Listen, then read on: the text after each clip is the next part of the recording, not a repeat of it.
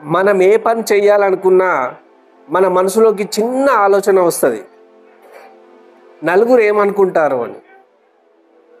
అసలు ఆ నలుగురు ఎవరు? ఒక్కసారి ఆలోచించు మిత్రమా. నిన్ను కంట్రోల్ చేసే ఆ నలుగురు ఎవరు? నీ ఖర్చులకు డబ్బులు ఇచ్చే వాళ్ళ, నీ కలల కోసం నీ కోసం పనిచేసే వాళ్ళ? అసలు నువ్వెందుకు వాళ్ళ అభిప్రాయానికి విలువనిస్తున్నావు?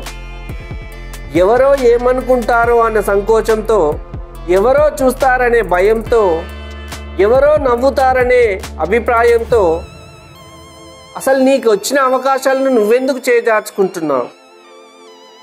నీ ఆశయాల కోసం నువ్వే పనిచేయాలి, నీ కోసం నువ్వే డిసైడ్ అవ్వాలి, నీ కలల్ని నువ్వే నెరవేర్చుకోవాలి.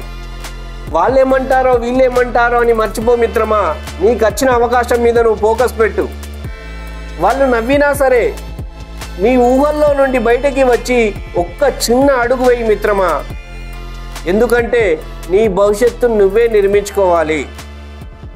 నీకొచ్చిన అవకాశాన్ని నువ్వే సద్వినియోగం చేసుకోవాలి. ఏ నలుగురు రారు మిత్రమా నీ కలలు నెరవేర్చడానికి.